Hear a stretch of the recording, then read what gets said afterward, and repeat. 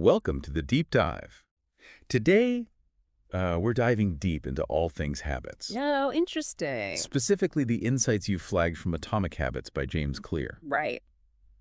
This book has become a bit of a Bible for those looking to break bad habits and build better ones. Yeah. And for good reason.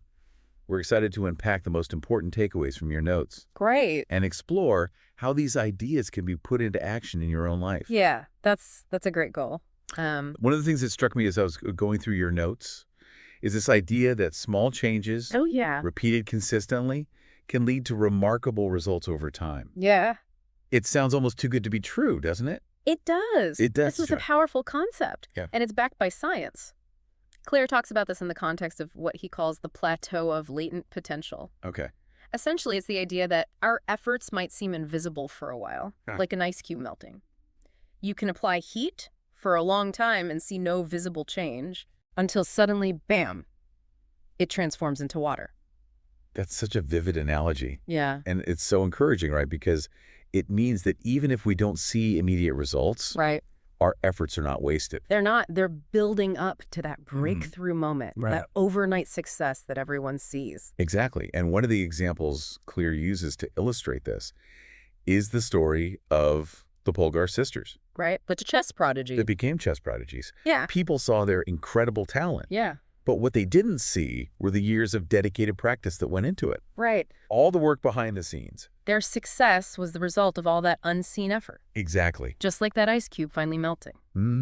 So the takeaway here is, don't get discouraged by seemingly slow progress.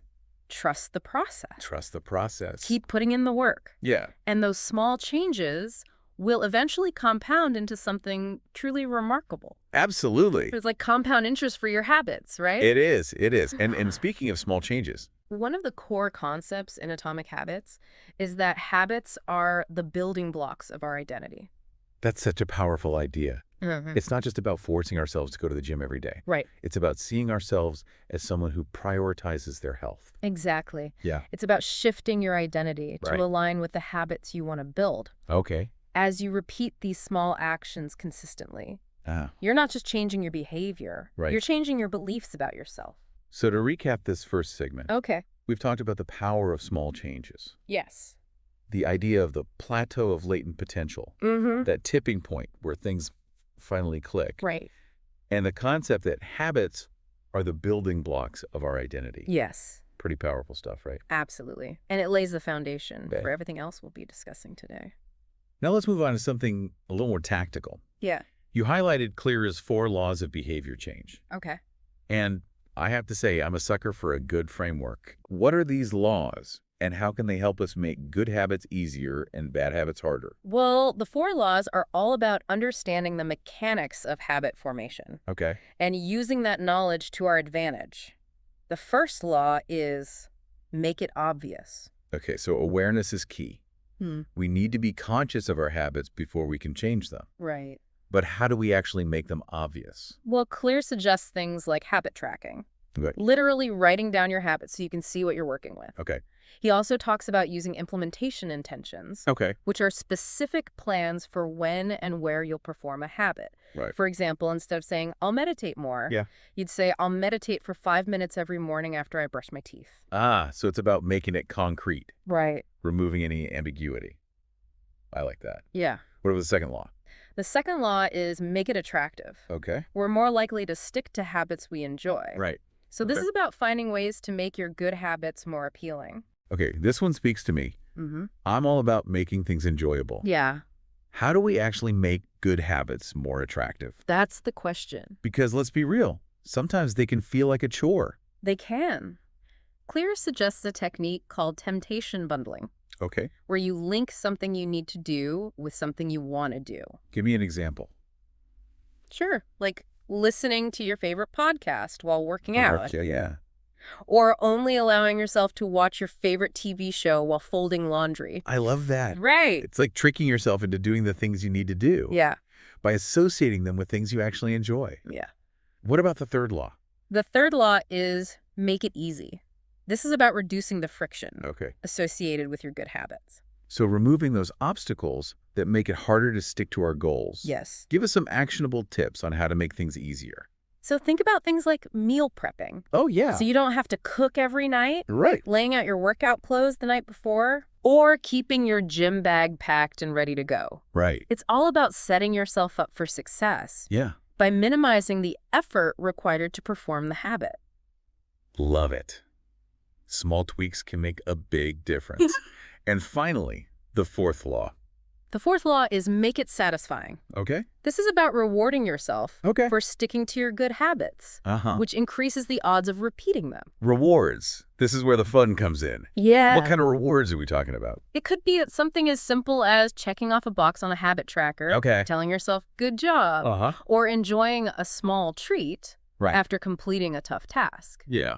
The key is to associate the habit with a positive feeling, Right. making it more likely that you'll want to do it again. So to recap the 4 laws, Okay. we've got make it obvious, Uh-huh. make it attractive, Yep. Yeah. make it easy, Yes. and make it satisfying. Exactly. It's like a recipe for habit success. It is. And what's fascinating is that these laws can be applied to almost any habit you're trying to build or break. And speaking of applying these laws, Okay. one thing that really stood out to me in your notes was Clear's emphasis on the importance of our environment Yeah. in shaping our habits. Let's dive into that in our next segment because I think there's some really powerful takeaways there. Absolutely. So far, we've covered a lot of ground, establishing how small changes repeated consistently can lead to huge results over time. Right. We've also outlined Clear's 4 laws of behavior change, which are like a set of instructions for making good habits stick and kicking those bad habits to the curb. Yeah.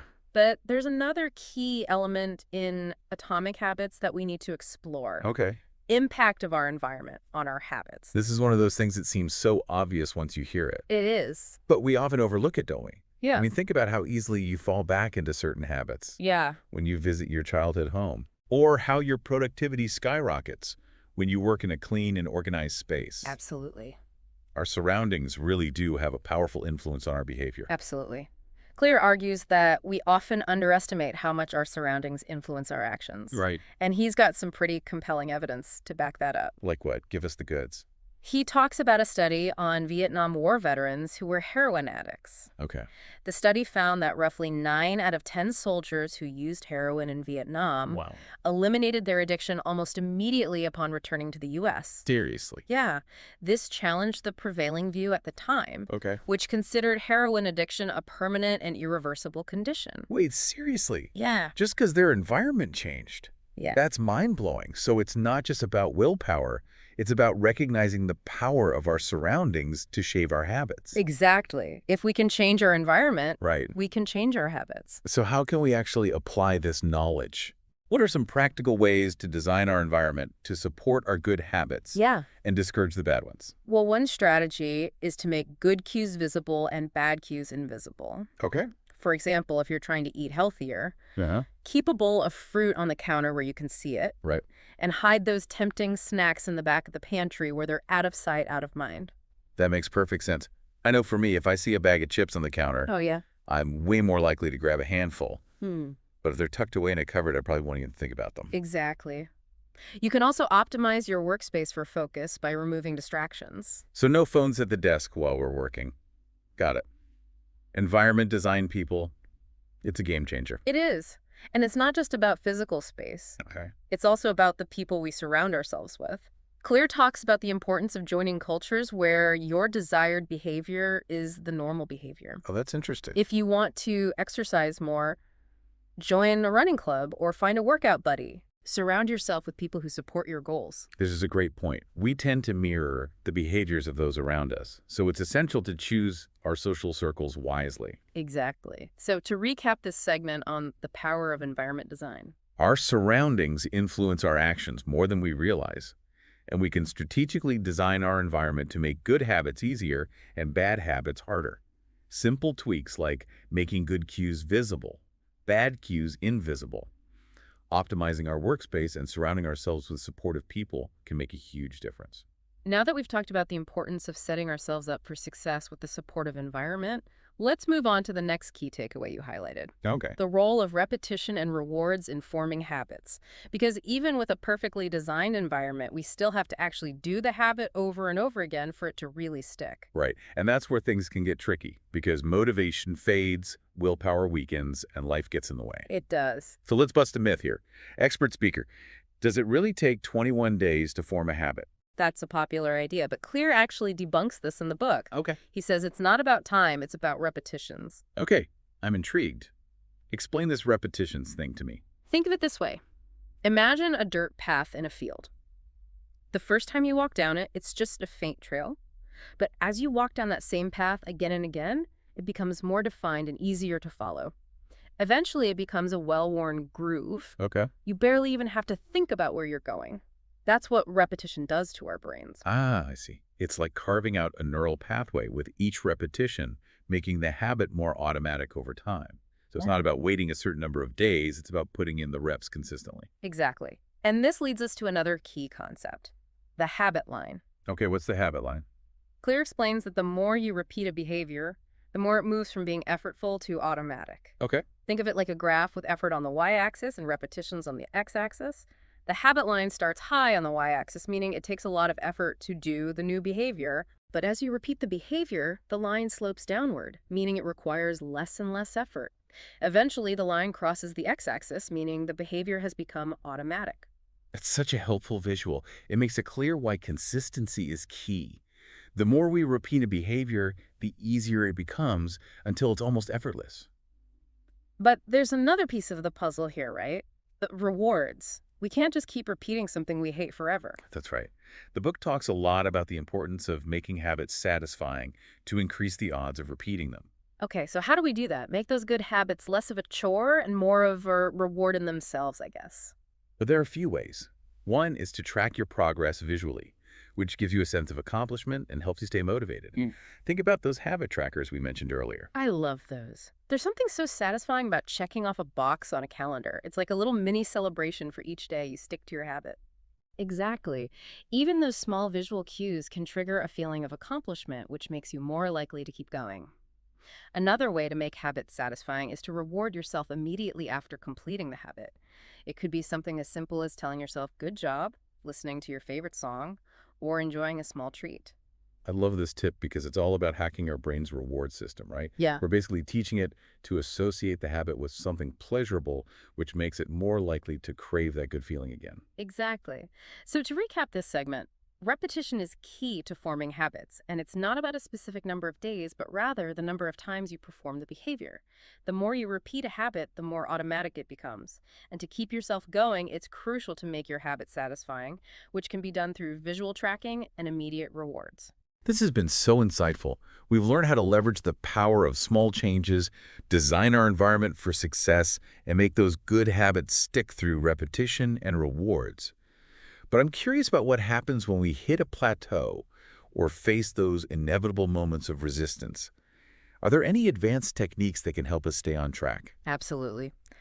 Let's move on to our final segment where we'll explore some more advanced strategies from Atomic Habits, including habit contracts and the importance of playing to your strengths. We've covered so much ground in our deep dive into Atomic Habits. We have. We've talked about the power of small changes, Yes. the importance of environment design, Right. repetition rewards, and even advanced strategies like habit contracts and playing to our strengths. Yeah. But as you mentioned, Yeah. there are times when we need a little extra boost. Right. Some advanced strategies to help us overcome those inevitable plateaus and moments of resistance. Exactly. So what does Clear suggest for those times Yeah. when we need to level up our habit game? Well, one technique that really stood out to me is the concept of habit contracts. Habit contracts. I've never heard of that before. Oh, really?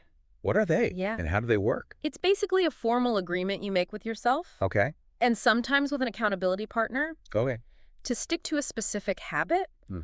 You outline the details of the habit, Mm-hmm. the consequences for not following through, Right. and even potential rewards for success. Oh, I like this. It's like adding an extra layer of accountability. It is. It's one thing to let yourself down, Right. but it's much harder to break a promise you've made to someone else. It is. And ClearShare is a great example of this with entrepreneur Brian Harris, Okay. who used a habit contract to achieve his weight loss goals. He actually put money on the line with his Wow. wife and his personal trainer. If he Oh, didn't meet his targets, there were financial consequences. wow. Talk about high stakes. But I could see how that kind of external accountability Yeah. would really light a fire under you to stick to your goals. It does. So habit contracts are one way to level up. Yeah. What else did you find helpful in this section? Um, Clear also emphasizes the importance of playing to your strengths Oh. and finding habits that are aligned with your personality Right. and natural inclinations. This makes so much sense. We often try to force ourselves into habits that just don't fit who we are, Right. and then we wonder why we struggle to stick with them. Exactly. Clear even talks about the role of genetics in influencing our tendencies Oh, interesting. and suggests that we should work with our natural predispositions, not against them. So if you're a night owl, don't try to force yourself into a rigid morning routine. Right. Find a schedule that works for you Exactly. and allows you to leverage your peak energy times. It's about self-awareness and recognizing what works best for you. Clear calls this the explore-exploit trade-off. Okay. We should spend some time exploring different possibilities, experimenting with different habits, Right. but then once we find something that works for us, we should exploit it to the fullest. This resonates with me on so many levels. It's about finding those habits that feel effortless, Yeah. those things that we're naturally drawn to and good at, Right. and then building on those strengths. Precisely. When we find those habits that align with who we are, they're not just easier to stick to, Right. but they're also more likely to lead to success and fulfillment in the long run. This has been such an eye-opening deep dive into atomic habits. We've covered so much ground, from the power of small changes to the importance of environment design, repetition rewards, and even advanced strategies like habit contracts and playing to our strengths. I feel like I have a whole new toolkit for building better habits and breaking bad ones. Me too. It's been a pleasure unpacking these insights with you and exploring the practical ways we can apply these concepts to our own lives. Before we wrap up, is there one final nugget of wisdom from Atomic Habits that you want to leave our listener with? Yeah. Clear shares this powerful thought. Success is the product of daily habits, not once-in-a-lifetime transformations. It's a reminder that lasting change doesn't come from some grand sweeping gesture, but from those small, consistent actions that we repeat day after day. So well said. It's about showing up for ourselves, even when it's hard, even when it's boring, and trusting that those small steps will eventually add up to something remarkable. And that's something we can all do starting today. Thank you for joining us on this deep dive into Atomic Habits. We hope you found these insights helpful and inspiring, and we encourage you to continue exploring and experimenting with your own habits. Until next time, keep learning, keep growing, and keep diving deep.